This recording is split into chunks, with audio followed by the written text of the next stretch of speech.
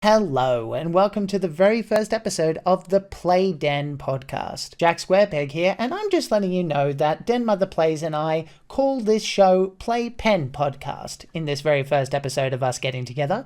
That's because that was the original name of the show. However, through the hard work of some fans of the work as we were going through production, they found out about our name and then reported back to us that that name was already taken. One show was about wall climbing, the other show was about tantric sex. As you can imagine, we rebranded as quickly as we could, and now we are called the Playden Podcast. But so just so you know, you're not going insane. We are calling it the Playpen Podcast in this first episode.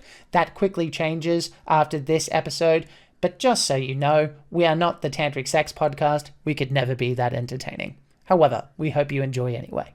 Thanks. I shower, guys, but shirt's changing, but jumper stays. It's for branding, I swear. It's not same day recording. You have wet hair, so I think that kind of gives it away. Yeah, that you showered at some point in your life. Exactly. Hello and welcome to the very first episode of the Playpen. Hey everybody, my name is Jack Squarepeg and with me is my co-host Denmotherplays. Denmar, can you please tell us about yourself? Contrary to popular belief, a lot of people think that when you've been streaming, you've been doing a lot of talking, you're good with intros. No, I still got that social anxiety when it goes like, tell me about yourself. I'm like, but shorthand, I am a storyteller, a writer, and I do a lot of things TTRPGs. I don't have a problem. What do you mean I'm trying to learn 6 more systems this year? What do you mean I'm trying to pick up more things because Chaos is releasing a lot of stuff? We're fine. I just love TTRPGs. I love Cardboard Crack, aka MTG.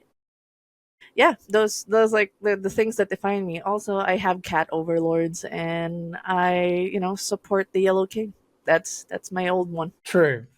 And as for me, I run a whole bunch of things with my team, the Swift Sunrise. We have 2 shows going on at the moment. Trouble Over Yonder, which is a Pulp Cthulhu cowboy show. It's John Carpenter's The Thing Meets Good, Bad, and the Ugly. And coming soon, as of this recording, we have A Time to Harvest, which is just getting the final little polishes done. Speaking of Chaosium, I have learned to take the Chaosium route when it comes to release dates, which is it'll be there. This year. I don't want to make it, and I figure, and I've talked to them, and there's a lot of reasons why. Some of them real thing due to pirates, if nothing else, because when you have to ship your book, sometimes it doesn't arrive because pirates with little boats just. I don't know what they're doing with a bunch of TTRPG books. I imagine they wanted something more valuable, but there you are. That's what you've got. Enjoy your haul. But yes, so this podcast, this thing that we're doing, let's segue into that. What's going on? What's happening? What is this? So, do you want to tell the story, Denmar, or shall I do my interpreting? Go ahead. I definitely would love to tell story time on how this happened. Yeah. It's the holidays, Christmas, it's the most wonderful time of the year, other than Halloween. And Halloween's up there, and then there's Christmas. Yeah, Halloween is actually our Christmas. Yes, exactly. That's not an exaggeration. I've got an American fiance, so that's exactly. Halloween's just there, and then Christmas. But Christmas holidays, we're just chilling, and then suddenly, boom, a wild Jack appears on my DMs and be like, TTRPG horror podcast, let's go. And I'm like, like Rick and Morty, you son of a bitch, I'm in. It's not that hard to persuade me. I love horror. I love TTRPGs, and knowing it's Jack, knowing it's Jack, we've been doing a lot of collaborations and just We've been vibing. Yeah, I actually, this is not a leading question. Did we meet via, I feel like I saw you on Blue Sky out of the X at the time, just on a blue moon. I feel like it was just I happened to see one of your posts and I basically just poked you. Is that what happened? So what actually happened when the actual meet was, I was looking for Call of Cthulhu Con. I was like, is there people out there that stream and in my time zone. And who do you know? There's this guy named Jack Squarepeg who was doing this really cool, chill stream about, and then it was like the vibe was cozy vibes, but people were like, it's called Cthulhu, so like cozy vibes called Cthulhu, and I was like just chatting, and then we started interacting on Twitter, and then we started interacting on Blue Sky, and suddenly it's like it was match made in heaven. It's like, you like aliens, you like Call of Cthulhu, so it was just like we were liking each other's posts, and that was it. That was friendship made in heaven. Just like, it was great. Thank you it to worked Twitch. out very well. Thank you to Twitch for highlighting, like, because I was like, Call of Cthulhu, please. That was right. It was a Twitch highlight actually works sometimes, guys. Yeah. There you go. Yeah. Apparently so. I wanted to mention, by the way, this is like, and this is probably what the podcast will inevitably be. By the way, guys, we have a script, but I am tangent master. Are you thinking about going to Chaosium Con this year? Possibly, dude, maybe? It's the 50th anniversary. It would be a crime to miss it. Yay! Which means we'll be in person. Gang. Finally. Which means that we will probably record something in person. Yeah, so, it's hoping that it's, like, I have to check the dates and all that. But the dates are announced. I don't know what they are off the top of my head, but they are out. Okay. Yeah, because I missed it last year, and I was like, it's a crime if I'm going to miss the 50th. Like, 49th, okay, we can forgive that. I've actually met, when they did the Chaosium in the Philippines. I was there in Manila when they did the Chaosium meet. And I was like, oh my god, and then they pulled out my printed... Hang on, they did a Chaosium meet and greet in the Philippines? In Manila, yeah. Sick! We met the Vice President, we did Rivers of London. It was hype. Yeah. Oh, it was so cool. I didn't know this. That's so cool. It was.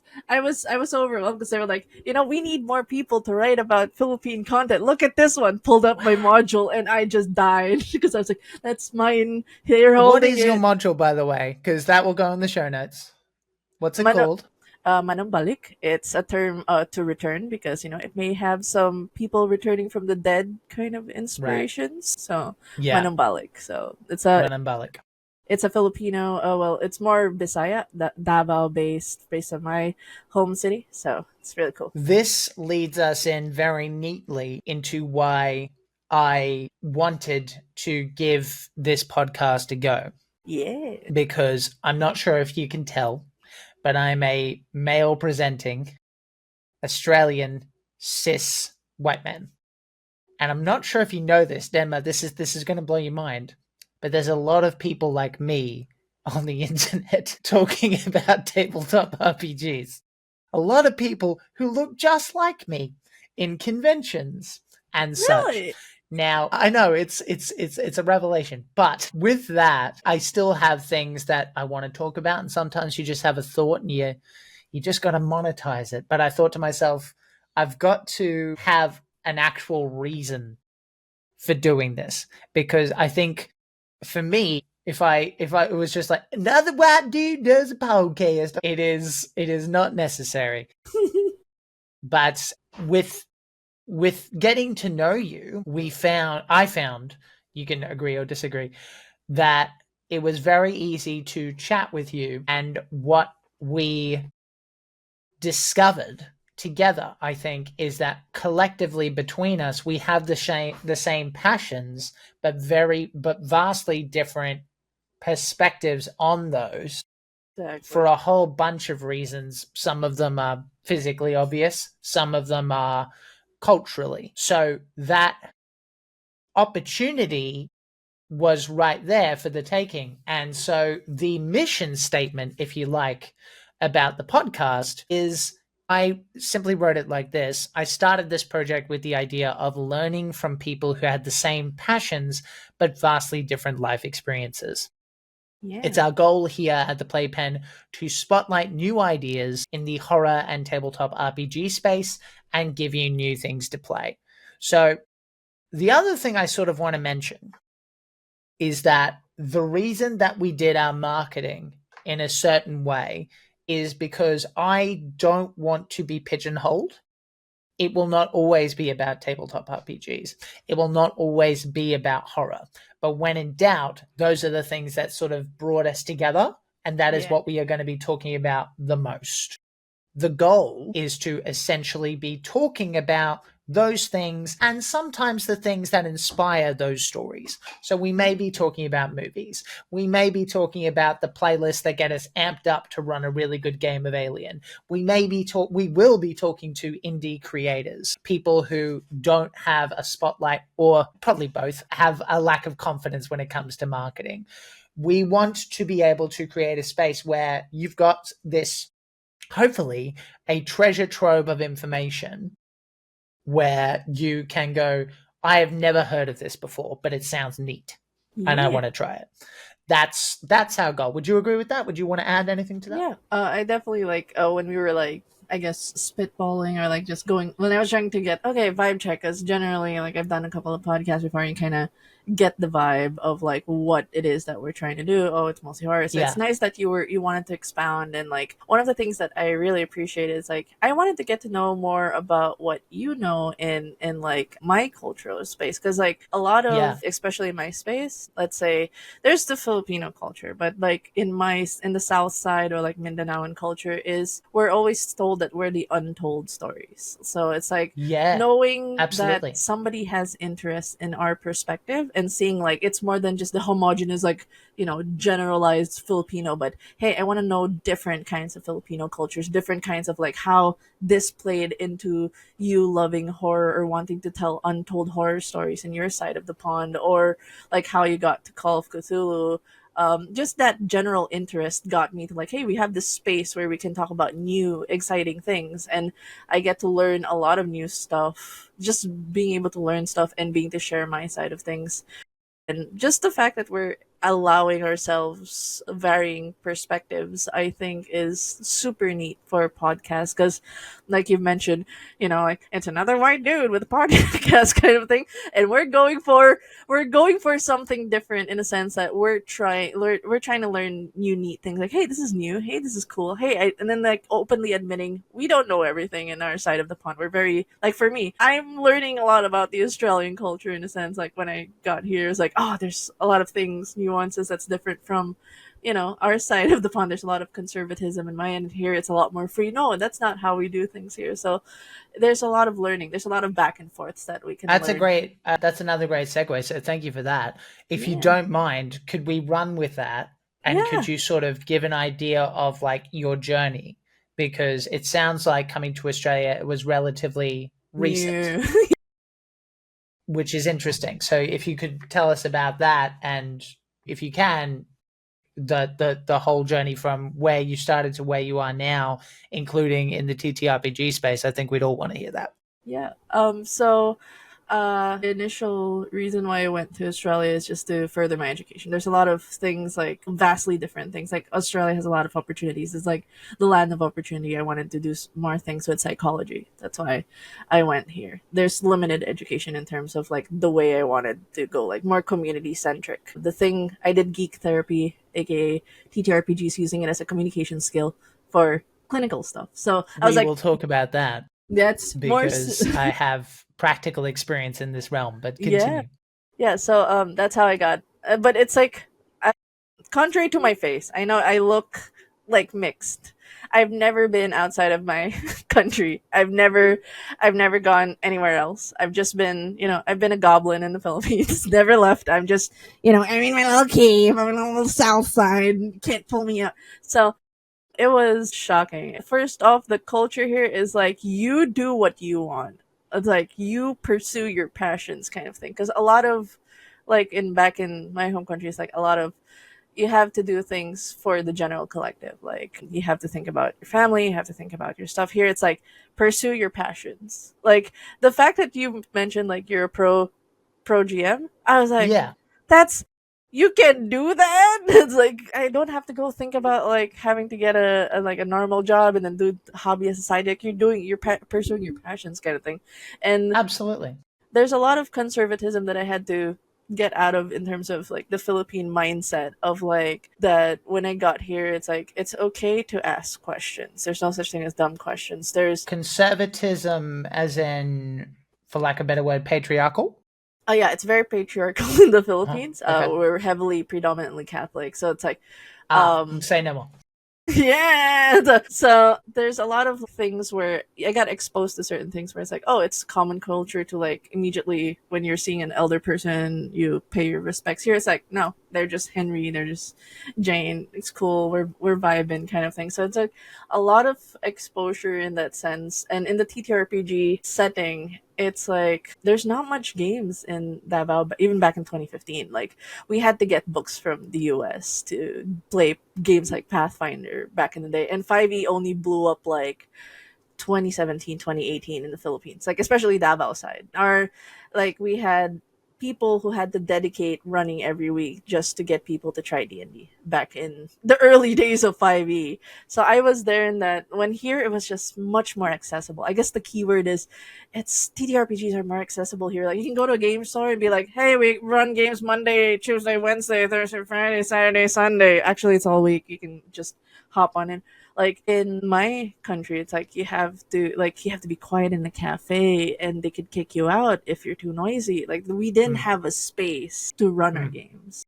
And here it's just like you can just there's dedicated spaces. You can even go to a friend's home and just borrow one of their books. It was just so it blew my mind at how accessible it was here. I love the fact that I can just go somewhere and be like, oh, they're playing D&D, oh, they're playing Call of Cthulhu, I can just join. Oh, someone wants to learn the openness to try other system as well. Hey, I want to try Star Wars RPG. Oh, I want to do hey, there's a call thing here in the Philippines. Like it's still like TTRPGs and even D&D is still a foreign term to some people in the Philippines. So it's like to me it was shocking at how great it is here. It's like it's so easy to just say hi. I am a dungeon. Everybody's like, hey, I want to join your tables. Hey, it's like it's not that hard to explain certain things. So like, and it also helped me a lot in the homesickness because being in a new country, you're far away from family, you're far away from friends, you're far away from your cats. So it's like you get to miss home, but like TTRPGs made it like it was a coping mechanism a lot to like socialize and be with people and not feel so like I'm in a different world, I'm in a different space. And now you're making a home here.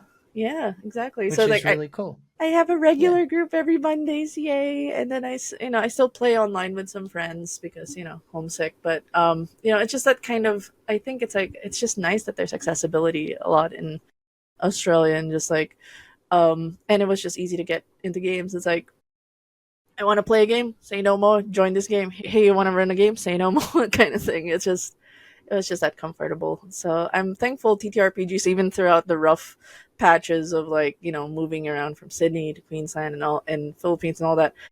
I was still able to play.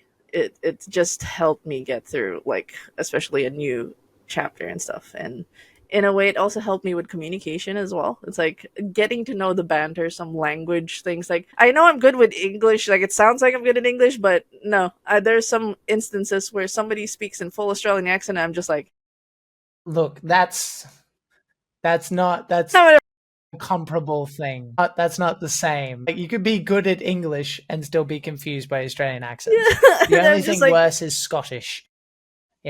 Scottish friends, it's just like, I know what you're saying. I know what you're saying. Hey, mate. Yes. I don't. I swear to God, they do it on purpose too. They like thicken it up. It's like this prick won't know what I'm saying.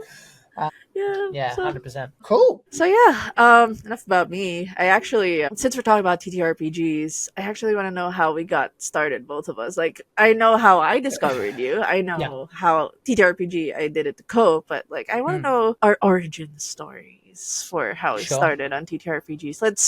Let's hear about Jack's. All right. Well, the first game I ever played was a Vampire the Requiem game. Second edition? Yeah. Oh my god. Yes. Best. Which apparently no one likes, but I didn't know any better. So this is just what I had. I love that. Like, okay. Bias, tangent. I love VTR. I love it overall, like, even the first Masquerade edition. That is a controversial take, but I love it so much. I will defend it. I have no horse in that race. I would love to learn more about Vampire. I have not touched it since I played because, we'll get there. But I played, okay. For those who don't know me, this is going to be like the most obvious thing ever for people who do know me, but there's little bats up there, Mm-hmm. and I'm quite tattooed. With bats, yes. Yeah, I'm a Batman fan, and I was when I was 16. So the first character I played was a Batman clone, essentially. His name was Ghost. And Ghost. He was trying his best to remain human. It was a game that was equal parts very heavy roleplay and GTA insanity as far as combat and stuff went. And I think the GM worked really well with that kind of rules light system. We could basically do whatever we wanted.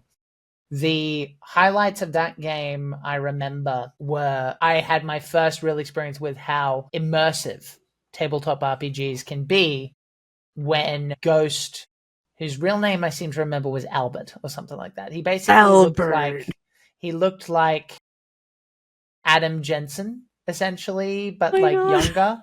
Like he had like the long coat and everything. And I love that. And he was trying to remain, he wanted an out. He wanted to turn back to human. So if I remember correctly, there's human and then there's vampire, but there's a middle stage called being a ghoul. So essentially you He was a ghoul. You had the powers, but I wasn't ready to make that transition yet. You were blood my bonded. housemate Overlord was playing a very manipulative, true to form. Actually, that person turned out to be a bit of an asshole. But anyway, he was a very good role player, and he was playing a Ventru businessman who really wanted Ghost and kind of let him, like fed him in, and so like gave him all the options. And the GM did it really well because basically Ghost still had a mother and a family, and they were getting really close to getting killed. And I, as Ghost, felt I was just up in a corner. It was just perfect dramatic storytelling. We did it. He was from a rich family, so he lived like on a really high-rise apartment. So we were overlooking the Brisbane skyline as we were having this conversation one-on-one on the balcony. And he wouldn't bite me unless I said, do it, which I did. And then he mimed like doing it. And I was like, oh, this is all kinds of interesting. And it was very significant. After that, unfortunately, the same guy who played the character wasn't the nicest person and excluded me from games that he was running. And I kind of bounced off it for a bit until I want to say I was 22, 23, perhaps. Yeah, in my early 20s. We were playing a Star Wars game. A Fantasy Flight, or was it RPG? It was the one with the many dice, and my opinion is potentially controversial. I don't like that system. Anyway, I just don't. We should have hot topics. I'm going to simply say this: dramatic storytelling, I feel, gets a real kick in the nuts every time you roll dice in that game, because you're spending 12 years working out what the hell it means. I've never seen a GM be exempt from that, and it's like just this long, it's like a video game that's really good and it just keeps loading. You're like, just fucking play. So yeah. Oh my God. So anyway, that's my opinion there. Anyway, I enjoyed it at the time for what it was. I was playing a Wookiee that liked to go bowling because all the stormtroopers look like bowling pins, and so that was fun. But the GM turned out to be a bit of an unreliable dickhead. And so I hate to say this, but my GM journey was basically spite. I essentially went, I can do it, and I can do it better, because I wanted to play. And he was just being unreliable in all sorts of ways, in a similar fashion to this. In fact, we were trying to, because we were both creatives, and it's an ongoing lesson in my time. Actually, be very careful about who you choose to work with, gang. That's my life advice for the day. Because if you do it, be prepared for it to just not work out, and you need to be okay with that if you want to preserve the friendship. That's history repeating again and again for me. But anyway, that didn't work out. The friendship didn't work out, and I went on and I tried running D&D. 5e had come out and Critical Role was exploding. I think it was 2018. Yeah, that's when it was the height of everything was 2018. Yeah, the campaign, I think, campaign 1 had recently come to a close. Campaign 2 had not begun yet. for context. So I could be wrong with my dates, but I think I'm in the right ballpark. And so essentially I had all of these videos to sort of understand what the roles meant, which is great because I'm a visual audio learner. And what followed was the longest campaign that I have ever and probably will ever run. We ended up getting together once a week for 3.5 years. They went from level 1 to 20. And the majority of the players survived, as in like they stuck it out. Some came, some went, and one player who basically couldn't do it anymore because he had a baby, of all things. I'm like, don't worry about it, you're good. He even made this beautiful recording at the final battle where his voice showed up because he was playing a halfling cleric, and he summoned in and it's like did a whole bunch of damage to the bad guy, and there's like, all right, let's get, and then he got cut off because that's when the recording ended because the magical interference or something, and they were very weepy at the end. I am actually very fortunate because because my partner was in that game and was very attached to that campaign. She has recordings of that final episode that we ever did. We love that record. We love recordings here. And she did it without my knowledge. She definitely had my implied consent. I had no idea she was doing it though. And it's super interesting. But yeah, after that, the Pro GM thing essentially came about because I was doing volunteer work, sharing my love of any TTRPG. At the time, I really liked D&D. I didn't quite see the writing on the wall, so to speak, which we'll talk about negative topics when it comes to this podcast later. The short version is we're going to circumvent that stuff for the most part. This is a thing about learning and for the most part positivity. We may rant occasionally about some injustices if we feel it is necessary, but generally speaking, it's not what we're about. D&D was being shared by me in the volunteering space, and I had a fellow volunteer who was running a business, which is still operating today. You can hire me as a DM. You can go to dungeonmasterforhire.com.au and get a campaign or a one-shot or a birthday thing or a bucks party. I've done them all. I basically said to him, can we have lunch? He said, sure. I said, can I have a job? He said, no. And I said, sure, no worries. And we had lunch. We had a good time. And then he called me the next day and he said, actually, my wife and I had a chat and she would like to spend more time with me. So you have a job now. And I'm like, okay. So that is how that started. And so I've been doing that ever since. I want to be clear about being a pro GM. It takes a lot of work, a lot of fortitude, and it almost certainly for a good long time, if not the whole time, will not be your only source of income. Yeah. I want to be clear that it is a passion first, and that if you do want to proceed that career, I will give the best advice I can here, IRL, in the podcast, whatever you guys questions have, but just know that my advice is always going to have a grain of salt, because you know what they say about being lucky? I really was. I was also forward thinking, however. So I had no problem sitting down with a potential employer and said, can I have a job? And you need to have that kind of chutzpah. So that's basically what it came down to. Yeah. As far as the rest of my career, because those of you who might be checking out my profile know there's no D&D in here. Yes, that's true. The reason is because I kind of, over time, have fallen out of love with Hasbro. They've done a lot of shady things. They don't treat their people very well, and they have shown that they don't care about their customers. So long story short, as far as that goes for me, I don't think they deserve my support. And for what it's worth, from my efforts, they will be talked about very little in here, whether they do something positive or do something negative. There are other channels that can do that.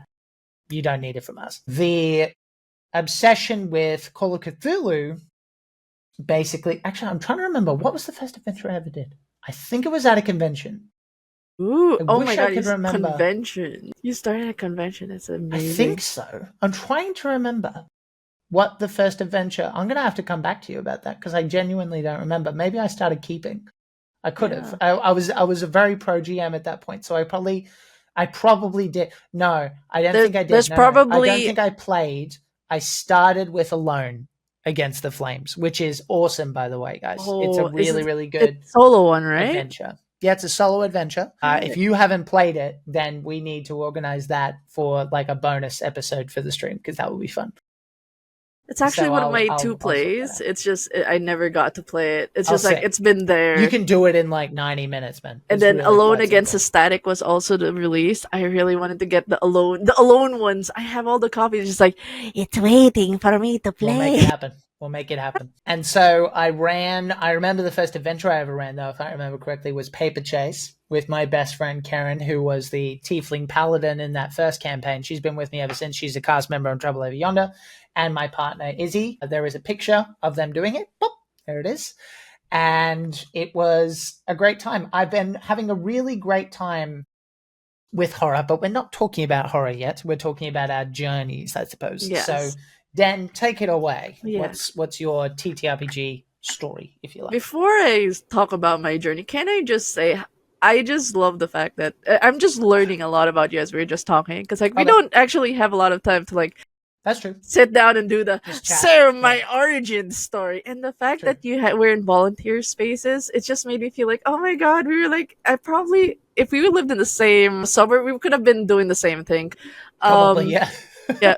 But the funny thing and how I started with TTRPGs was I did not know about TTRPGs. Like I know I'm like really into it right now, but if you ask 2015 me, circa 2015, 2014, I'd be like, wait, what?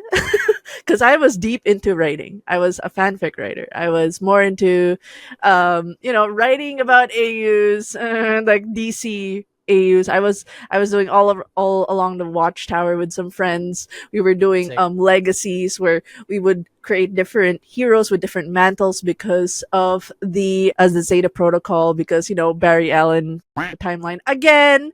So those kinds of nerdy kind of a fanfic, right? I know it was all about DC stuff. I'm gonna have to read some of this. That's great. I was really into like JSA, and like I was a huge DC, but I was for the B class people, Doom Patrol and those kinds of things. Nothing wrong with that. Yeah, I was. Yeah, I was, but Batman was also a staple in my end. But in that, I just really felt. She's like, don't worry, I like him. Please don't. I actually like Infinite Crisis when he, I don't know, it's a spoiler for like really old comics of like he just killed a lot of metahumans. But anyways, if you haven't read that book, go and read it and come back. Please, it's really good. But honestly, we could go off about DC. The internet exists, fam. Go and do that. I really want a dedicated DC comics because I feel like we can just talk about DC. But yeah, that's a podcast for another day. But I feel like we can do it. That may be in our future. Yeah, it's a future episode. We should do DC. But yeah. So I started as a writer. And then a friend of mine that's a fellow writer, we were doing a different kind of writing thing because I was into a lot of writing groups. And I was really into making characters and world building writing. It's like, so you want to try TTRPGs? And I was like, I took the RP part. It's like, oh, okay. So it's like a role play where I play a character, they play a character, we're going to write, we're going to do a tandem kind of thing. I did that too. I did that before TTRPGs too. Yeah. Like so like, yeah, you do like a paragraph and a prompt, yeah. And then, so it's like, okay, sure. And then I get invited to like this all guy group that's playing Pathfinder, and I was just like, and then it was a funny time because like I would be in a computer shop and they'd be like, okay, so this is how we'd like back then in school, like because I didn't want. Like if I would stay up in wee hours of the morning and the Wi-Fi is bad, I would go to a computer shop and stay there for like 12 hours and be like, okay, so they would teach me how to play an orc barbarian. Sorry, computer shop. Do you mean an internet cafe? Yeah, an internet cafe. That's what. Okay, right. Because a computer shop is a different word. Computer shop means a shop that sells computers. I was like, a 24-hour computer shop? I'm pretty sure they're doing something on the back end. See, this is where the Filipinism comes in. We call it computer shops. Computer shop, I like it. Because technically what you said is completely accurate. It's just not the official title. But I'm like, you know what? That's a nice colloquialism. I like it. And it was fun because like I was in this cramped space. There was no AC and you had this small space and I was learning Pathfinder in Roll20. And then they would be, okay, would you like to rage? I didn't know what it was. And I was like, yes. And they're like, okay, now you have extra damage. And I was like, okay. So I'm playing this dumb orc, which I was playing myself, dumb. Classic beginner. Give Yeah. him the barbarian. But the thing Point and hit. Yeah. But the thing was, I they love it. gave me like a very complex class where it's like a Titan Oh, Mauler that's Pathfinder barbarian in general. orc. I don't think And I was there's just anything in Pathfinder that isn't at least like way more complicated than it needed to be. But anyway. Yeah, but I enjoyed the crunch. I enjoyed the character creation, Sure. and they were super patient with me. Sure. There was a lot of, there's a lot of pains in that group. I will not go through that, but growing pains with like I learned how like the inaccessibility. Like I said, in my city, somebody had to be in the US to bring the books in just for us to play. And then there were online sources in Paizo. Shout out to Paizo. If it weren't for their online sources, I wouldn't have been able to play because we didn't have D&D back then. D&D wasn't like a source back then. It was only Paizo that you could look up online free sources. So it made it easier to play. So that's how we were able to play Pathfinder, because of free online sources. And that to me was like, cool, yay. So we would play every Friday on this top floor of like a cafe, like a motorbike themed cafe, because it was run by an American who really liked Harley Davidsons. So we would have that small spot upstairs. We would play, and then like it happened, and then afterwards I was like, I'm gonna try my hand in DMing Pathfinder. So much pain, and then like sweaty. Like I started to run games for metagamers and munchkins. Essentially, it was so rough, but it made me like, it prepared me for like understanding the rules. Muscle. Yeah, and it gives you thick skin. And afterwards, the sad thing about it is like that when 5e was coming in, I had that same friend who invited me to Pathfinder introduced me to World of Darkness. Initially, he introduced me to God Machine Chronicle, Vampire the Requiem, Vampire the Masquerade. Yeah, super shout out to Axel, my first GM. Thank you for and the voice acting. He made me bricks when he was doing horror stuff at 1 a.m. He did a lot of horror Pathfinder, horror World of Darkness. Like he just made me paranoid for a lot of the games, but it instilled to me like wanting to do TTRPGs. And when 5e happened, I really wanted to share that, hey, I want other people to play too. But there was a lot of weird gatekeeping of like, the only true gaming is we don't have true TTRPG players. No one's a true Pathfinder player if you go 5e. And I was like, that's kind of cringe. Yeah. I think we can make the general statement without too much commitment that is not a philosophy we agree with. No. Here at the Playpen. It was cringe. It was very cringe. And later on, I started helping a community in like we did voluntary. Like I'm gonna run. It got to the point where I was running almost every day to introduce college kids, high school kids, D&D. So that's how we started 5e. And then Adventures League kicked in Davao. We helped with that.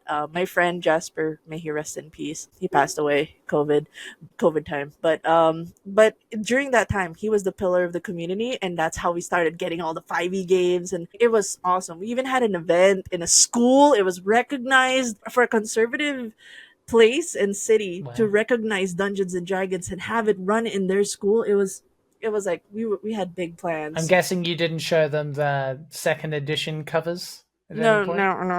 You're screwing for me. No boobas. No boobas. We want to keep it child friendly. Dude, I even had to change calling myself Game Master because parents would approach me and be like, what are you guys doing? I can't say I'm the Dungeon Master to your children. That's fair. To a Catholic community, yeah. I had to explain a lot of things to parents. Like, we're playing a game, we're in a safe space, when they're not going anywhere, we're just doing imaginary things with clickety clacks. We're fine. I had to explain that to parents. The weird thing is I have to present like I'm a citizen with a tax number and I am a psychology major. Don't worry about it. So the differences in societies where you have to prove that you are a functioning individual to allow people to play in tables, and I have to prove it to myself every day. It's like I have to be like, especially to parents that are conservative, it's like, are you playing the devil's game? No. I mean, they're finding like one kid did not help. They were tiefling and they were like, praise Satan. I was like, no, I just lost the parent. I'm surprised that you even let a tiefling in. Like, you just ignore that. No, that's that's a risky play. No, the thing was, I'm very like, you can play whatever you want. I want to be a tiefling. Praise Satan. And I was like, I forgot the mom's gonna be here. And we had a long lecture about Jesus and all. So it Yeah. went, it kept going, and later down the line, just to keep things short, because it is a long 8 years. I have den kids, but no, they're called den kids, but they're all young professionals now, college kids that I've seen through those years, and Yeah. they're working now, and they still call me mom because I'm dead mom, and they actually named me dead mom. I didn't choose that name; it was given to me, so I It's sick. treasure that name. So No, it's good.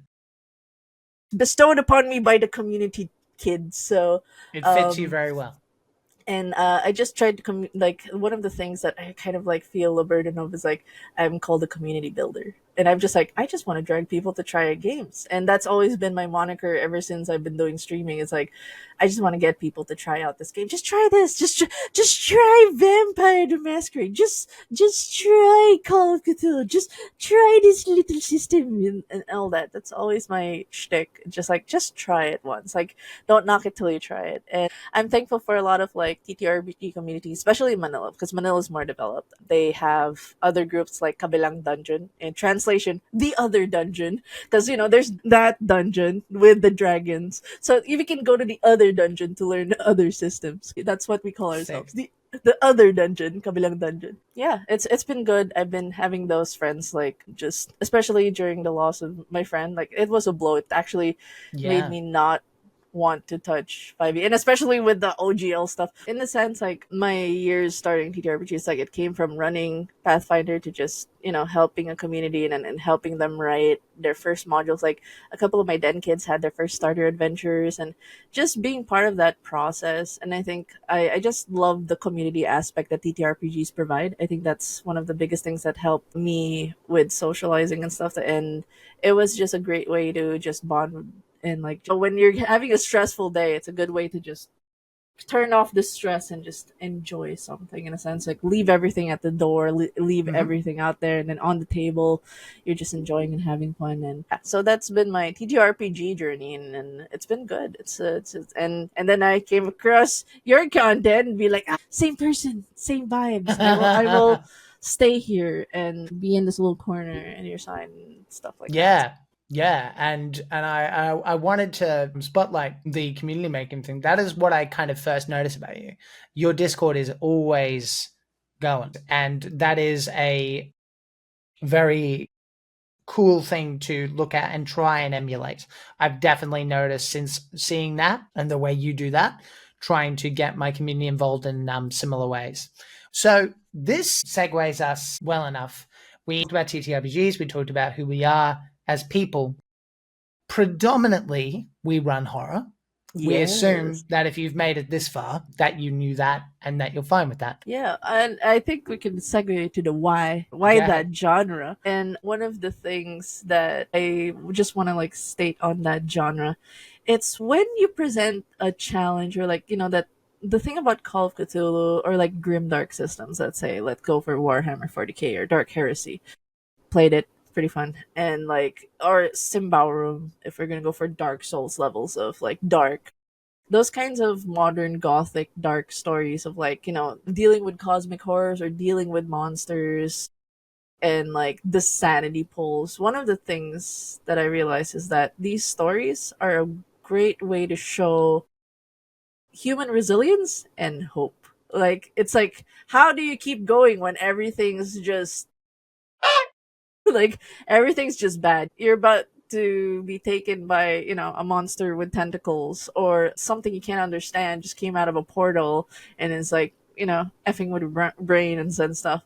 Like, what do you do? Do you just give up, or do you just keep going? Like, you keep punching till the end. And I love that horror genres tend to do that. And of course, like, the raw, like, it shows a lot of humanity in its like rawest form, in a sense, the freshest, like, in that moment of like the scariest thing. I know it's fictional, like most of it's fictional, like the cosmic horror and stuff. As far as we It's know.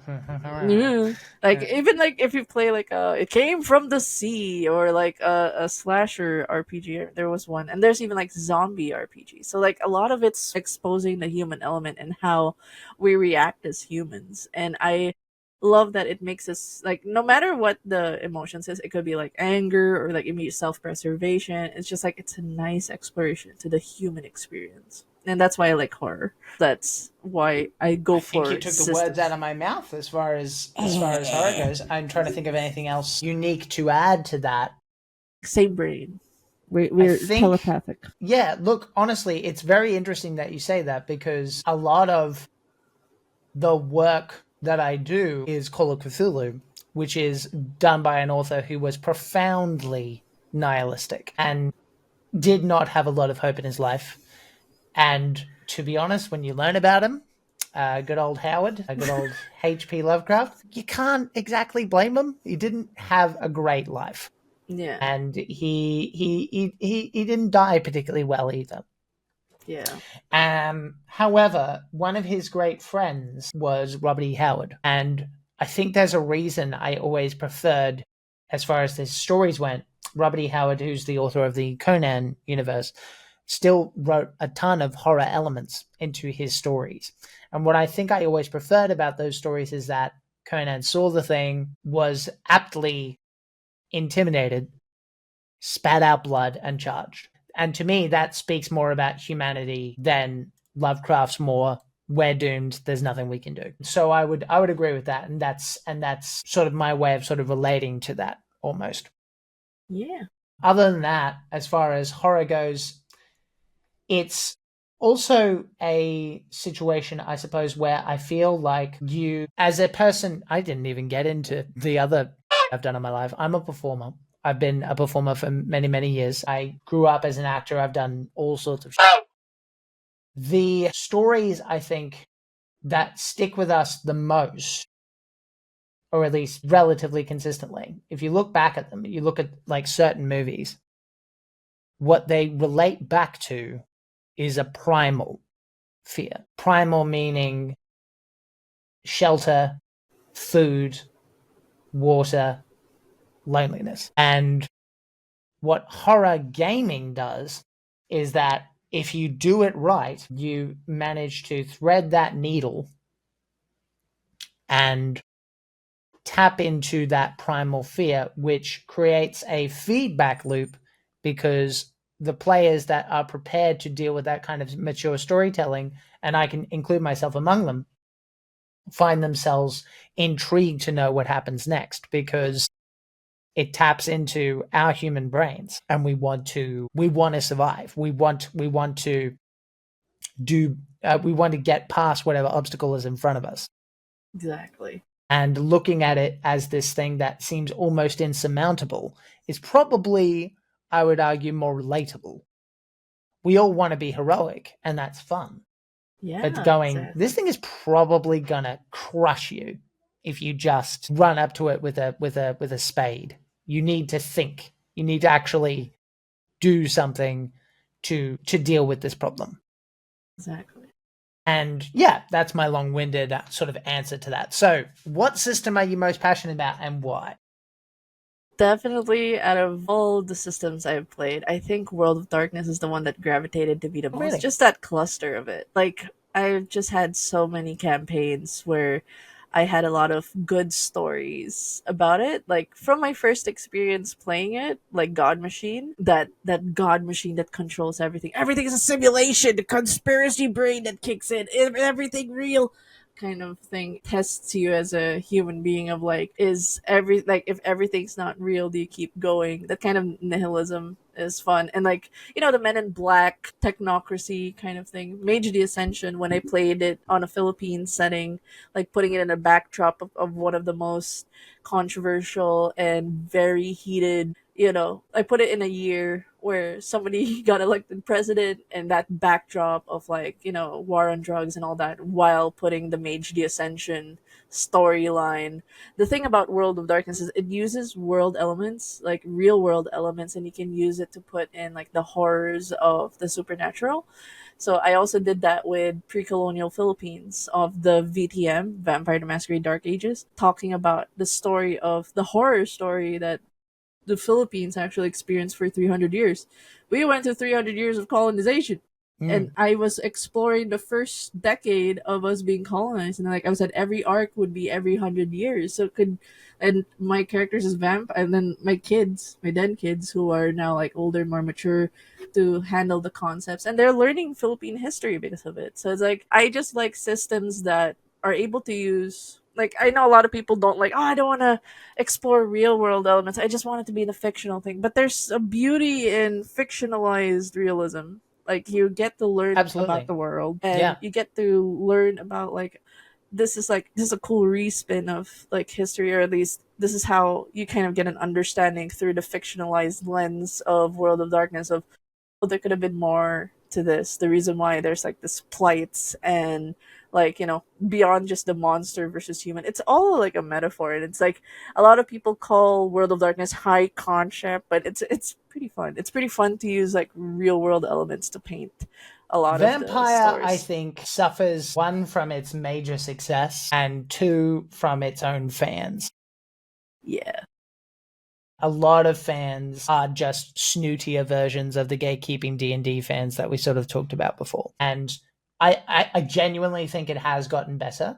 And I will say this, what I've noticed about vampire groups is that there is a ton more females than a typical D&D group, generally speaking. So it's definitely not as bad now, but I've definitely had conversations with people who straight face said, like, this is better role playing. I'm like, no, it's not. Like, it's not.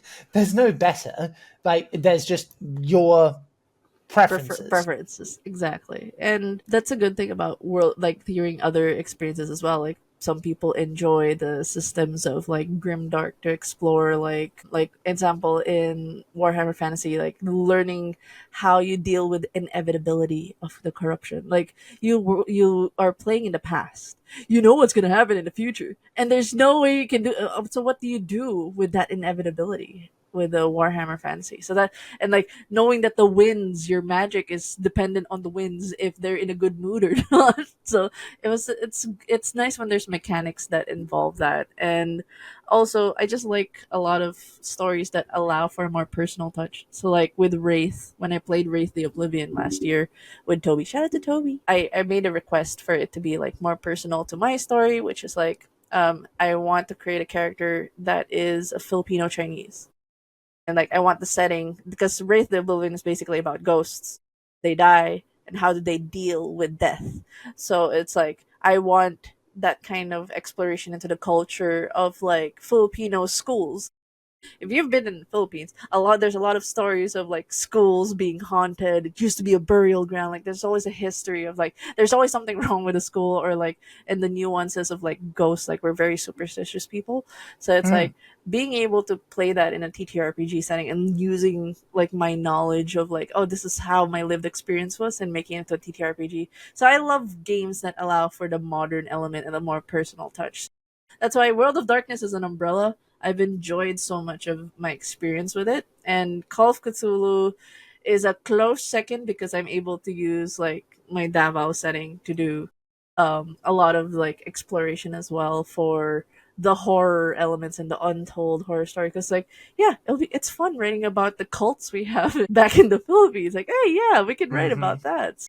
Yeah, the Just history is a huge part for me as well. The interesting thing is that now that I'm sort of, while you were talking, I was sort of going through my head and I was like, what is my favorite system? Because I like different systems for different reasons. So I'm going to slightly, obviously, I think it's obvious to say that, like, as far as like system that I keep coming back to, it's Pulp Cthulhu specifically. So Cthulhu basically has everything that we've already talked about. It has real world history. It has real world cults. You can do whatever you like with that. And what it does naturally, I heard it described by Ro, is that it helps you immerse yourself a hell of a lot faster because you know what the world is. It's our world, just with some messed up stuff in the background. yes. And more cosmic messed up stuff. The messed up stuff is plenty there already. But with Pulp Cthulhu, what I like about it is that it adds, I do like adventure. I do like combat. I do like things being cinematic. I'm sure Den Mother has noticed by now. And so what Pulp does for me is that, one, it gives you a little bit of breathing room. It gives you more hit points. It gives you a way to survive death, just like in the Pulp serials. For those who've never heard of Pulp Cthulhu before, there's an amazing rule where if you have above 30 luck and you die, you come back with a crazy story about how you lived, actually. right? So if you fall off a plane, I'm quoting Seth Skorkowski here, who's amazing. He's like, yeah, guys, I thought I was dead when I was kicked off that airplane too, but then I fell on a hot air balloon, and this guy was like, oh my God, can I give you a lift somewhere? So now here I am, and I'm ready to get into the adventure. Let's go, right? So that little bit of lightheartedness is why John Carpenter's The Thing is probably, if not my favorite movie, certainly my favorite horror movie. And that humor is there throughout the movie. And I think it's really important in horror to have moments of levity and moments where your characters don't feel completely overwhelmed. That is a me personal choice.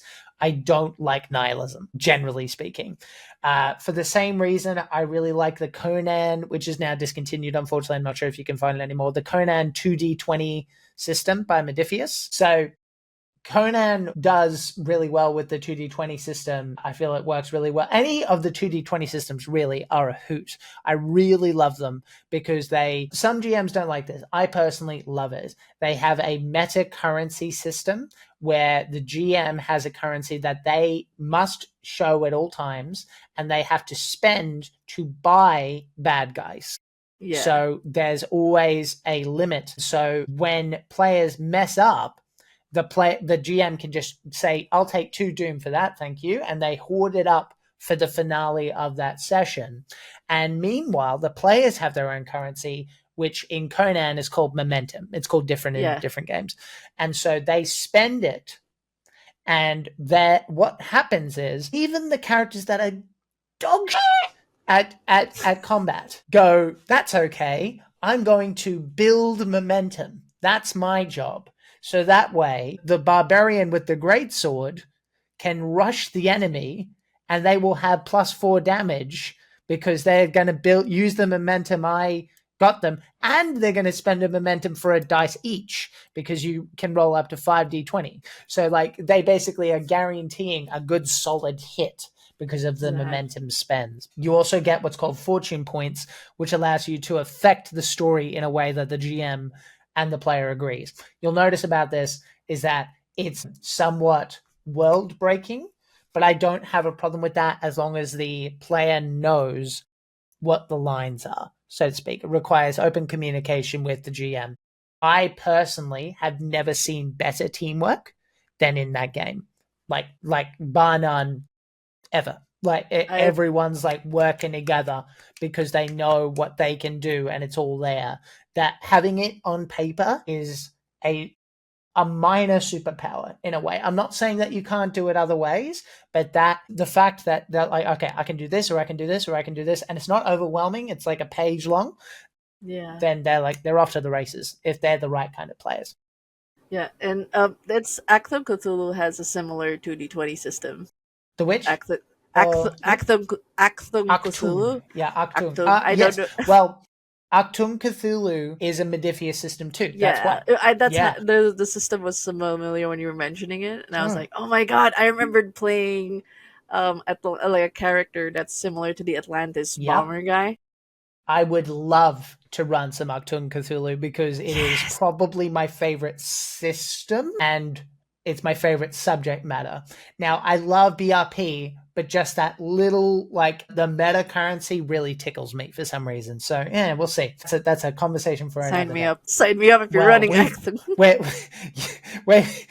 Remember, we're talking about Cthulhu in Japan, too. That's coming out in 2025. So you get that sorted, I'll get that sorted. That's the deal.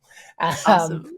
And so the third that comes to mind is not a system, but I love it dearly, is a game called Dread. Dread is you can't do it online. It is a in-person exclusive experience. How it works is it's a Jenga tower, and you as the GM have a story. You've got like some dot points, but essentially that's it. You don't do anything other than try and manage and massage the story to the best of your ability. And the players, once the antagonist begins to show their face, be it a werewolf, be it an alien swarm, what they have to do is they need, if they're doing anything they're not experienced with, then they need to pull from the tower. They can only use one hand and put it back up the top with one hand. And if they fail, as in the tower falls during their pull, chances are you're going to die. Like, unless it's really early in the thing, no takes backsies, no running it back. This is how you die. What that does, let me tell you, I have never had a more palpable atmosphere in a horror game Tension. than with Dread. So much tension. Yeah. There's so much on They the line. make it themselves. It's a feedback loop. Because I'm not doing any of that. That's them. Now, occasionally I might go, or, like, just to kind of make them a little, just to mess with them a little bit. But other than that, the tension is inherent. They know it's a one or nothing. And I've never seen it more elegantly done, where the character, in that fraction of a second, where the player becomes the character. Never seen it done better. And I would love to hear suggestions in the comments about things that are similar. I've heard 10 Candles is very good. That's another in-person game. I don't know if you could do it online. I'd be curious, but I feel like something would be lost. It's more, yeah. I think it's more physical. There's some TTRPGs that are just better IRL, and I think it's so we can talk about this all day, but like those are my 3 picks. I kind of cheated a little. I mean, you picked 2. Do you want to pick one more? I actually, it's not because I did go for a cluster of World of Darkness. I mentioned Wraith. Yeah. I mentioned Mage. Yeah, so I'm and good. About Warhammer, I think. Yeah. So we're good. So that means that we're in the last little bit, which is we are both passionate about Call of Cthulhu, and it's Call of Cthulhu's 50th anniversary. Oh my god! Blah, blah, blah, blah, blah. Exactly. We're gonna ask each other a couple of specific questions about Call of Cthulhu. How does Call of Cthulhu make you feel it's a horror? I feel like I've been asking a lot of questions and you've been answering first, so yes. I'll take it from you. How does Call of Cthulhu make you feel it's a horror? That's a good question. I'm talking purely about the system. I'm not talking about the stories. I'm not talking about the lore. I'm not talking about the adventure. I'm talking purely about the system. The answer is clearly the sanity mechanics. Yeah. Specifically that, and by the way, any new GMs, it's really important that you tell your players that when they go insane, they have no say anymore. That is inherent to that system. Now you can do whatever you like, but I guarantee that you'll be missing something if you don't at least try it this way. Implication in the system is that once they cross a threshold, they are no longer in control. And that is a horrifying prospect for a human. I don't think there's anything worse. It's most of the things that we try to avoid in life. Ultimately, what do we want? We want control. What do we lack? Most of the time, we lack control. And so that would be my answer. Do you have anything else that you would add on to that? My COC experiences with a lot of people that I've played with that makes it a horror. It's because a lot of like it's the around and find out. Or it's like there's no oops, I made a mistake. Oops, I opened a portal. Let's try this again. Like, kind of like in D&D logic where it's like, oh, we can fight through this. Oh, you're an average human being. You may have like different roles, whatnot, skills, but at the face of an otherworldly horror, that's it. Or summoning one. Yeah, or having dynamite in a cave. And not thinking about what that means until you light it and throw it. The consequences that come with this game plays into the horror. It's like it shows how much vulnerable you are. With just like, let's say the lowest HP you can have, I think, is 8 or 7, and then the highest is 12. Yeah, give or take. Yeah. So that's as much HP as you have, and a gun, when it shoots you on full damage, is 6, so you can have a major wound right away. So it's like the gravity. With a revolver. Talking about a rifle, like you're gone. Yeah. So it's like the reality of if you around and find out, you die. There's no I have a second wind. Oh, I have potions. It's if you go down. And the thing is, it also plays into the element of like like when you have that madness, the bouts of madness, the mental healing that you have to go through. They play it in real world time. Like your character will not be okay for like X amount of 2 years. weeks. Yeah. Like you need healing to spend at least weeks, a couple of weeks just in game time. It goes through, and you don't go like, okay, a day has passed, 8 hours have passed, and suddenly, ta-da, hit. But no, you feel the 3 months of remembering the horrors. You have a phobia now because of that one incident of a haunting in this one house, seeing the bleeding walls. So it's like it just shows how fragile your character is and how helpless it is, in a sense that it adds to the element of it. Like, yes, they have a fighting chance, but it just shows how you're just a meat sack. Yeah, you're a little baby. You're a meat sack in this whole expense, and you can you can explode. Yeah, I just love what my friend said. In this game, you're helpless. I want to instill helpless in this game. It wouldn't be Call of Cthulhu if you don't feel helpless at some point in the game. You're not doing it Call of wrong. Cthulhu Classic anyway. There's Yeah. definitely preferences when it comes to that sort of thing. Obviously, I've made mine known. I think it's important for me to make sure that you don't feel helpless all the time, but Yeah. definitely like The odds are high. Yeah, the odds are high. It's never a good idea to rush in. Universally, I think this is true. And even in Pulp, it is still a horror story. So at some point, you want them isolated. You want them panicking. You want them going, oh no. Because I feel like there's a little bit of like extra sauce in Pulp in that they're a little bit more confident and they forget that it's just them and their luck. And then once their luck is gone. Yeah, and it's funny. Like then they get reminded. Yeah. I just want to share to the audience that Jack got me into running Pulp, and just a recent session where a player was like, he went D&D mindset of, I'm gonna go straight to the island, because they had a redo, they had a Groundhog Day, where I'm gonna go straight to the island where there are, the mobsters, the mafia people, where I've declared there are 6 boats with 5 people in suits with armed rifles, like, Tommy guns and he went by himself. Okay. And he went by himself. He brought a civilian in a fisherman boat, and then he wore his fancy suit, and he was like, I'm a fisherman. I was just like, you can't fast talk your way to this. You declared a +1. You said you were connected to a Italian mobster as well. So obviously they're gonna open fire. And he was just like, oh no. And he swam. He did his Pulp Cthulhu thing, but he still he used all his luck. Yeah. Yeah. It's just like, yeah. You tested it. You tested your luck, Benny. And now you're pulled into the waters. And then something was in the water. A couple of sessions where you're like, no, I don't think we'll do a luck refresh. No. Just you can just hang out with no luck. Yeah. Enjoy that. That's what makes it the horror. I'm still very flattered, by the way. Every time the demo's like, yeah, it's your fault. I'm running Pulp. I'm like, yay. That's nice. So we've been talking about, we got our respective players that we've been playing with, we're happy for that, people wanting to try the system, but, I want share an experience on the buy-in for Call of Cthulhu, why some people won't get into it right away, and how do you mitigate that, or how do you come to terms with it at least? Yeah, I think that's a better way. I'm glad you said that, because I feel like in a post-critical role world, we have certain expectations that are unreasonable when it comes to roleplay.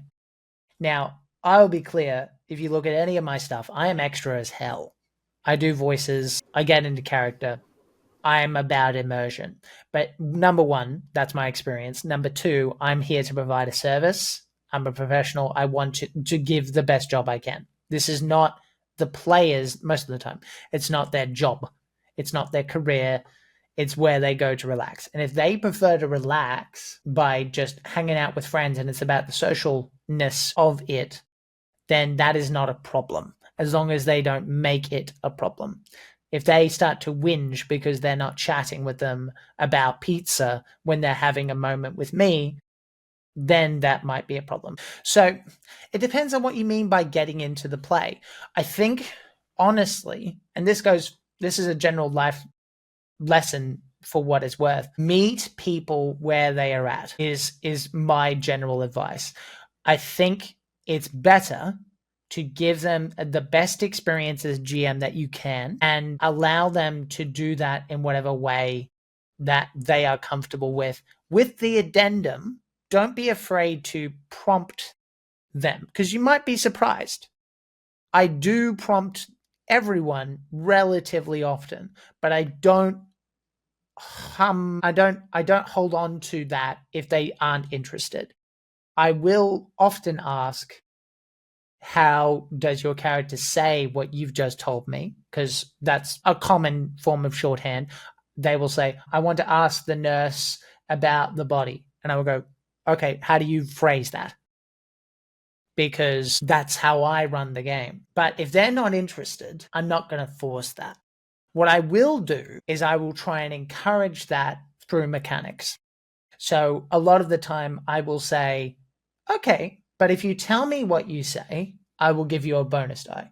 And I think everyone inherently knows that is not a permanent thing.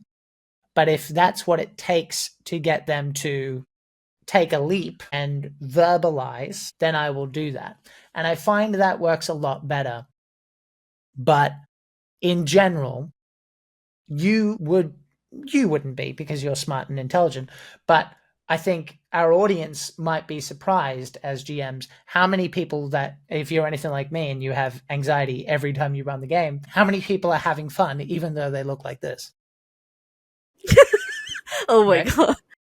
The resting neutral face. Yeah, no. Because they're just playing. They're just playing. They're just watching. They're observers, and that's all right. We've got to let them be who they are. I will always try and bring them in, and sometimes I succeed, and sometimes I don't. And if I don't, I don't make them feel bad about it.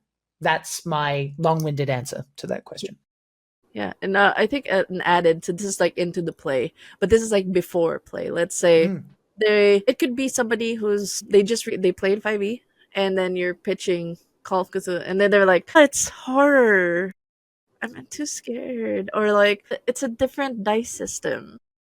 I'm used to D20. How do you deal with that kind of situation? I mean, you've been a pro GM, because like there's a different way of how I deal with it, but I like the perspective of somebody who does this for a living, in a sense, like introducing different horror is one of those things that I won't drive that conversation very far, because that is a perspective conversation and there's not much I can do about that. All I will say is, I think you would like it. It is, ask them about any media that they might have watched that is similar and give them an access point. I will tell them that it is a situation where everyone's going to have fun and I'm going to take care of you, but I won't bang on that drum too much, because you can't change people's opinions through the conversation. You can, but like, good luck. Generally speaking, not going to happen. Instead, I will simply go, the system, I'll focus on that if I had to pick between them. And I go, don't worry, that's my job. That's my job. That is my job. I'm here to teach you. And this is not hyperbole. This is not me exaggerating. P is the easiest system to teach, bar none. Easy as piss. I'm not exaggerating. You roll a D100, get under. The end. Done. That's the game. Exactly. There are more bits to it, but 85% of Call of Cthulhu is that. Yeah. Right? Yeah, exactly. So that's actually a good perspective on things, like just knowing that you can't, like, I think it just reminds me of a statement of GMs will find their players and players will find their GMs, where it's like, it's fine if it's not something like the hesitancy. It's just making sure that, hey, you're gonna have fun, like just keeping it that casual, but knowing not to push. Because I think I like your approach, because a lot of people would immediately go on, you haven't even tried it, you didn't even be like, immediately go antagonistic of like, you're not even gonna try once. Oh my god, you're just sticking to 5e. And I like the approach of yours, where it's like, yeah, it's fun. It's gonna be fun with, that's good. There's gonna be horror elements. It's really good RP. Like you're doing good sales points, instead of immediately going, oh my god, you're not even trying. When I was growing up, that was my cinephile friends, and nothing irritates me more to this day than someone going, oh my God, you haven't seen this? You haven't seen X? You haven't lived until you've seen X. You're not funny. You're certainly not original. And you've put me off watching the thing just to annoy you. Because you're annoying, okay? Don't do that. Just recommend the film. Just recommend what you like. I promise you, no one likes it when you go, oh my God. They just feel judged, right? It's not a good entry point. I don't know when this became a popular thing to do, but trust me, no one likes it. I feel bad because like in the movies, I'm kind of that person because I'd be like, I would reference like something like a famous movie of like, oh, like in Avengers, like that. And then my partner would be like, oh, I haven't seen that. I'd be like, you haven't seen Avengers? What? That's different. That's okay because you haven't seen this. It's the added judgment. That's the problem. But if I may make a suggestion, yes, simply shift what the context of the question is, which is, oh, you haven't seen this? Instead, it's, oh my God, I can't wait to show you. Okay. Did you feel that energy? Did you feel that difference? Because there's a difference between you haven't seen this to, oh my God, you haven't, because it's true. Don't you wish that you could go back and watch something or play something again for the first time? We'll never get that again. They truly do get it for the first time and you get to watch. That's a huge opportunity. So that's how I look at it. Yeah, like, well, you'll go through the emotional damage I have through this movie. Let's go. And I get to watch. Exactly. Oh yeah. So that's definitely good. I feel guilty because I'm that like, oh my God, you haven't, because like for me it's like this is like the memes have been around and stuff like that, or at least it's, as far as I know, everyone, even my next door neighbor, has seen it. Even like an old lady has watched it. So it's like it's a mind-boggling. Wait, what? So yeah, but I do understand. Thank you for that, because like I did realize on the perspective of the person that find it annoying. To be fair, it happened all the time, so I'm more sensitive to it because I studied theatre and film. Right? Yeah. So it was the umpteenth of turtleneck wearing dickheads going, oh my God, you haven't seen David Lynch's Blue Velvet. I mean, what are you even doing? What? Now I have to check the film. You can look it up. Now I have to check that. It's not that. It's fine. Pretty mid. I don't want to piss off anybody who really likes it. It's a David Lynch film. They're all a little strange, and they are his works. That just because they're not for me doesn't mean they're not good. And David Lynch as a person is infinitely fascinating, so he gets points for that. Yeah. All right, let's move on. So, memorable Call of Cthulhu moments. Oh, that's a lot. We'll have to limit it to at least 3. I'll limit it to 3. Ideally, yeah. Because like we've have our track records. Like I think and one of the memorable ones I have is just introducing it to a first time COC player. I ran it for a Den kid who played D&D and it's their first time playing COC. And then the mod I ran, it's a playtest for Dorian Hotel. I initially do playtest. Game design by Denmotherplays. Link in the description.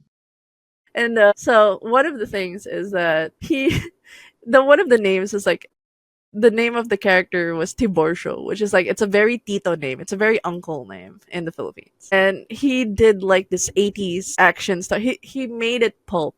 It was classic, but it made me realize this has a potential for pulp, because he went in the hotel, guns blazing, because he was an old cop. He started shooting. I started blasting because like classic is very pulp based. Mask of Nyarlathotep, even though everyone is squishy as hell, is all about what?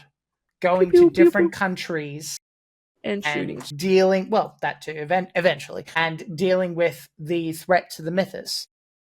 Sounds like an Indiana Jones film to me.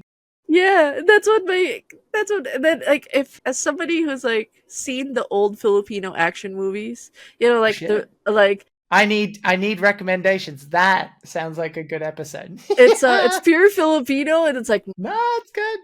Like they have this long-winded titles like you get caught with one bullet and all of that. He made that vibe. Yes, it's so intense, and he did like an FPJ moment. It's a very iconic old action star in the Philippines, and he If like just we flipped the have the gun. clip, we will put it up here. Yeah, There it is. and because of me just processing what was happening, I did Right. what the old movies did, where after the person gets shot, it's like a couple of seconds before they fly away, and that's what I did, just to give that old Filipino action movie, and everybody had a blast. It's like the few after getting shot, they stay frozen for a bit and go, ah, The It street was, fighter. yeah, it was beautiful. Shout out to my kid. His name is AJ, and it's like Aji. Sorry, Aji just made that character memorable, and that made me realize this has pulp potential, and that actually, like, maybe I should, I haven't. That gave me like that little dip in the toes of potential for pulp, but you're the one who pushed me to play pulp, so you still get credit for that. I pushed you? How did I push you? Did I No, say you were do it? showing. No, it's more like Pulp's so fun. You made it so fun. I'm gonna do Oh, Pulp now. And then you were like, "Yeah, bless. do Pulp." You just like, "Yeah, do Pulp." And I was like, "Okay, say no more." Like, "Yeah, go do Pulp." Like the Good, good, sway, good. just the good charm role. And yes, that Well, was the first one. And the second one, I think it was just like that emotional moment where it's like it's a streamer. Shout out to Kumo. He played in the Scottish gang alone with the Sleeping with the Fishes. So it's a very mafia inspired 1920s classic game. And I ran it so many times. And he's the jokester kind of personality, but I got him to do a role play moment that was so serious where he was having a call with his wife. It's like, I don't know when I'm coming home. I got into some deep things. And it's like the Joker personality suddenly doing like this sad moment. I had it in clip. And it was just like, man, I got the acting range of the comedian to do like a really sad moment, to have a dialogue with his wife that he might not come back because he got caught into some mafia stuff. So that to me was like, yes, that was a win in my book of like getting a comedian to do serious acting chops, a comedian mm, streamer. Yeah, so shout out to Kumo. I'll never forget that mm, acting thing. well, And I think the next Call of Cthulhu game that I had was, this is in Small Town Horse. I was a player. I was a player this time. I was like, hey, I get to play. And I think the only memorable thing I remembered from that is my character got injured, and there was a major wound that they end up being in a wheelchair. This is like kind of like Delta Green Modern. I don't know. I think Call of Cthulhu Modern, and the fact that there was some nefarious like shadows, or I forgot what it was, but the enemies were at the hospital where I was at, and the gang had to get me out. So we had this caricature. I was panicking in real time of like, am I gonna die? Am I gonna die? Oh my god, I'm injured. I'm major, like, cause I was still in mid healing and this is happening.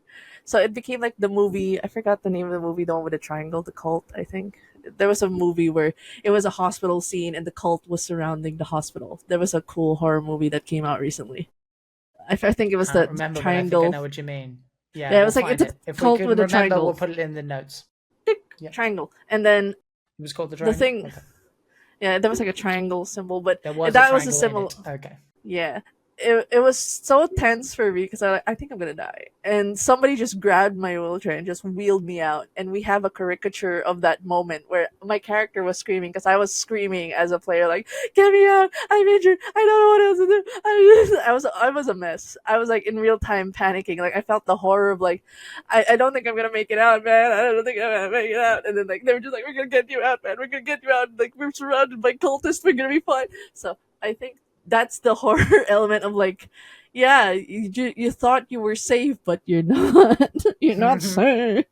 So those are good memories. Okay, so as a player, the thing that jumps to mind is I got to run, and I hope I get to do this at some point on stream. And if I do, you are definitely invited. I would prefer to have you, to be honest, because I think it would be sick. In the Two-Headed Serpent campaign, which is probably my favorite campaign I've ever played in, ever read. It's very well done. I was playing a classic pilot. She was a ginger girl named Pamela Ivory, classic pulp name, and she was Irish, and she was an ace at flying planes. And it was just this tiny moment, but we were discovering through the course of the campaign, no spoilers, that not everything was as it seemed, and we were dealing with serpent people. Serpent people wanted to take back over the world, and we were going to Snake Island, which is a real place. And there was this giant snake that we had to deal with because it was guarding the area. And so I was flying down and all of this stuff. And I seem to remember, I think it was in that instance, we dealt with the beast, but it bashed through the wing. And so I had to emergency land. And then the storm that was already happening was getting super bad. And so just this pulpy atmosphere of these heroes crawling out of this plane wreckage, realizing that one way or another, as they head for the portal for the continent of Mu, which is the Snake Island country, which if they get a hold of it, they're going to wipe the planet clean one way or another. We're not getting out of this. We either need to beat them or we're going to die trying. We have no exit strategy. And just that rain pouring down and everyone just going covered in blood, and just striding towards the portal was amazing. I remember that very distinctly. That's metal. That's so very metal. atmospheric. Very atmospheric.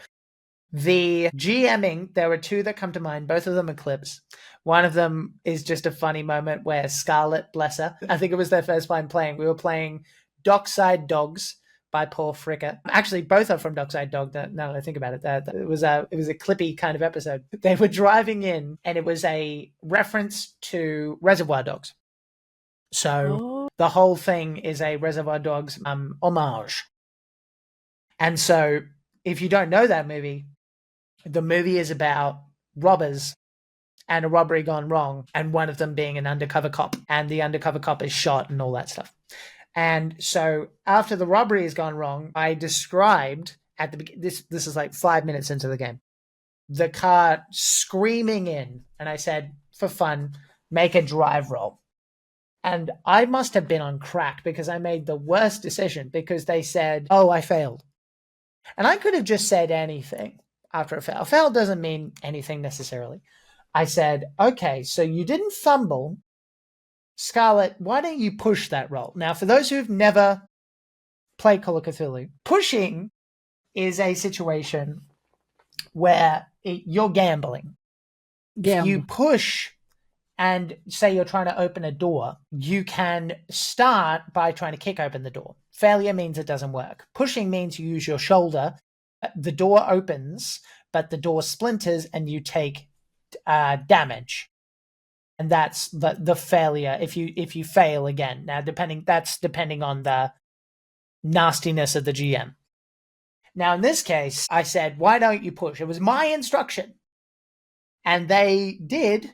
And they said, no joke, here's the clip. What does it mean when it's all zeros? They super fumbled. They got a 100. No. So basically, I had to fudge the entire thing. I had to compromise the integrity of the game because otherwise 2 players would just be out. Immediately, they'd just be dead. So I described a really bad injury, and that was how I sort of did it. But technically, they should have been in a flaming wreck because they pushed and got a 100. They should have been dead as hell. But I didn't want to do that to them. The other was very simple. It was a tip that I got from the Keeper's Guide, which I think we'll talk about. And basically, what happened was things were starting to get weird in that adventure. No spoilers, but things weren't as it seems. That's a very common thing you'll notice in Call of Cthulhu. And so reality is warping. And so Stephen goes up to the window, playing one of the robbers, and says, I'm going to go to the window and look at those police lights that you mentioned. And I looked at him in the eye and said, hang on, stop. What? What are you doing? I'm going to look at the lights. Lights? What lights? What?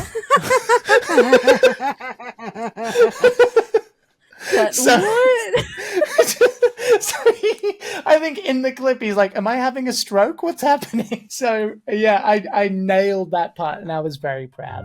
And with that, we're going to take a break. Hello, commercial person. Thank you so much for sticking around. This is a wonderful shirt by the folks at Reckless Creatures. This is they displaced shirt. Okay, take 3. Hello, commercial person. Thank you very much for sticking around. This is a shirt from the lovely folks at Reckless Creatures, who are our sponsors today. As you can see, it has Displaced on the front and a Displacer Beast on the back. You can check out this and many other cool rock and roll and heavy metal designs based on tabletop RPG ideas over at www.recklesscreatures.com. And if you use the code Yonder. That's YONDER, you can get 15% off any amount of items that you like. Thank you very much for supporting the show. Now let's get back to it. So as we mentioned, we are in the 50th anniversary for Call of Cthulhu. Do we have any goals and plans? Well, I know we're talking a little bit about potential ideas. Do you have anything solid in the pipeline that you want to talk about, Denmark? There's a lot actually, because it would be a crime to not do anything in the 50th. Like, I forgave myself not doing much Call of Cthulhu things on the 49th. I was like, yeah, it's okay, just not. I just did a Pulp Cthulhu campaign. I blame Jack again for that. But for the 50th anniversary, I do plan to. So this will be a little teaser. The Lantau. Lantau is basically the Philippine version of like a Delta Green secret organization that tries to protect the public from monsters and things beyond realms in the Philippines, and like dealing with our respective cults and whatnot. So it's called Lantau, which is to be on the lookout, to keep an eye on.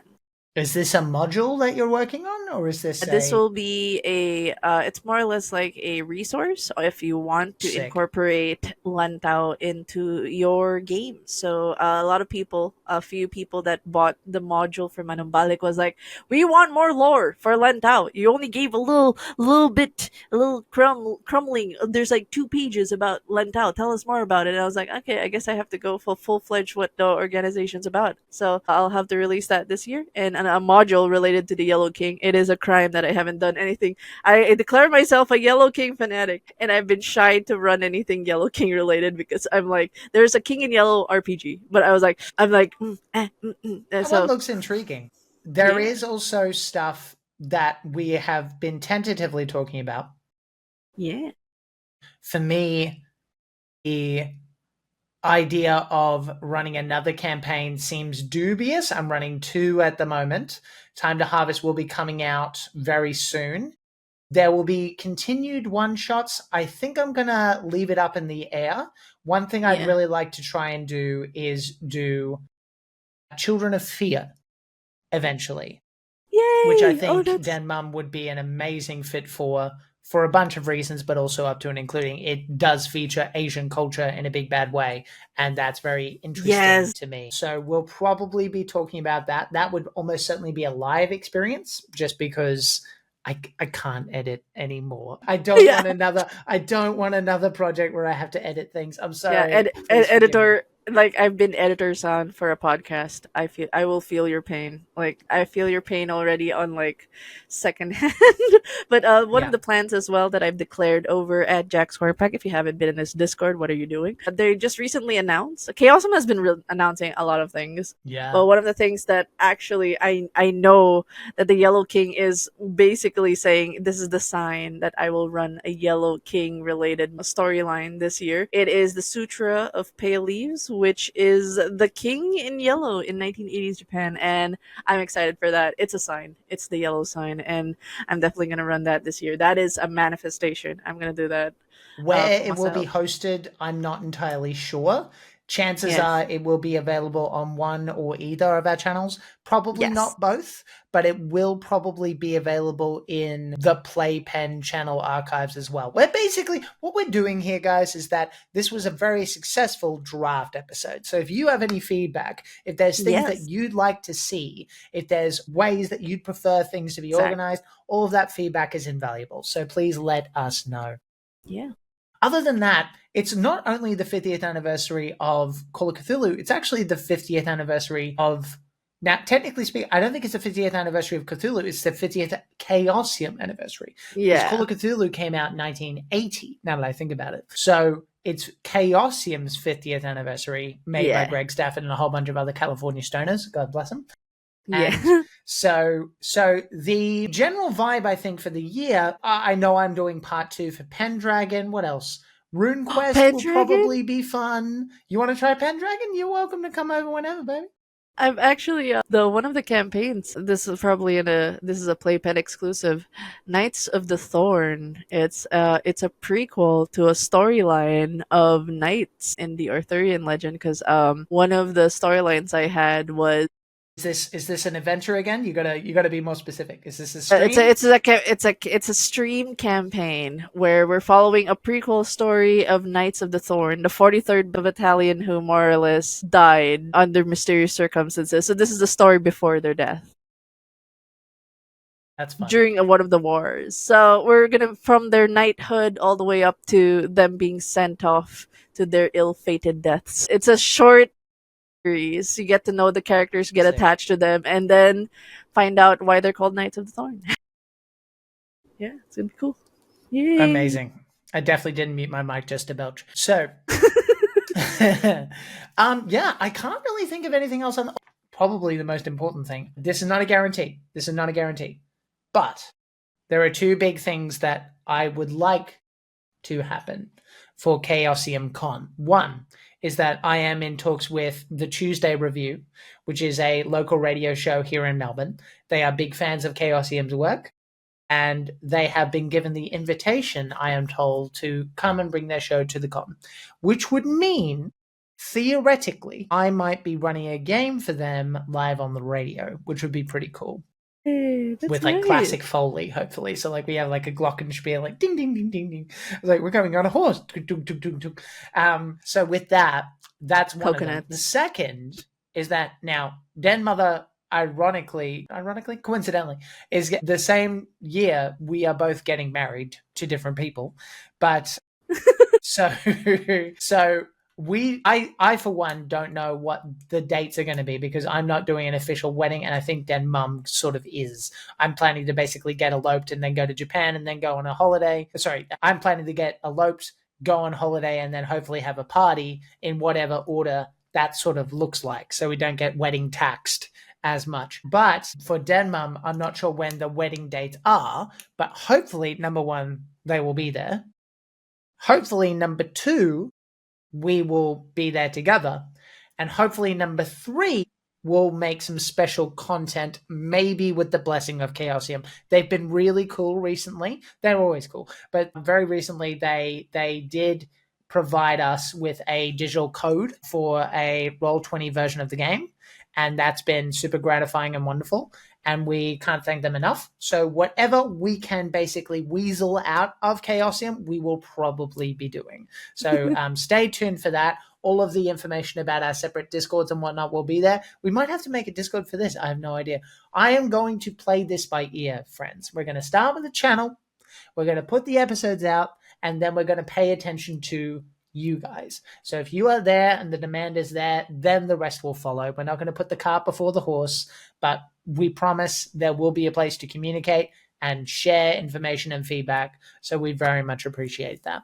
And with that, I think the only thing that's worth mentioning is that if you are listening to this and you are an aspiring or already existing in the community game designer, we want to hear from you in particular, because one thing we'd really like to do, but one thing I think that brings Den, Mother, and me together more than anything is that we're both really passionate about learning. So we would love to be able to take systems, particularly systems that don't have a lot of eyeballs, play them and give feedback. I think that would be useful for everybody involved. So if you are a game designer or you know one, please get in touch. But with that, I think we'll leave it there for today. So Denmother, any final thoughts, anything you want to plug? Well, first, Jack, thank you. Thank you for being a wild Pokemon appearing in my DMs and going, TTRPG horror podcast, or just let's do a podcast together. Yeah, it's a best decision. I have no regrets joining this. Thank you for it's been a good bouncing off point, knowing that the more I learn about you, the more I feel like if we were in the same spaces, if we were in the same, like we would be doing the same thing. Like, hey buddy, how's it going? Like, would be too. I think the universe just put us in different parts of the world because we'd be too powerful. We'd take over the TTRPG world or something. So one they had step to at a separate time. us. We get this going good enough. We might have reasons to get more together in person. So we'll work on it. We'll get there. Yeah. But thank you for the playpen. I'm excited to talk more about things and all the potential topics that we'll have for this, and I hope Yeah. people have fun listening to this. It's been just fun sharing ideas and just talking about new perspectives and learning about things, and yeah, it's been a great experience. Thank you very much for the kind words. Well, next episode, I think we will going to be focusing on the Keeper's Guide, which is a product by Chaosium. We're going to break down the advice for you, and we're going to talk about how to best run a horror TTRPG and whether we have used any of the techniques inside the book. I know I've used quite a few, and what we would add to that. So stay tuned for that, and catch you next time. Remember that people can like you exactly as you are, and that you matter. Bye! Bye.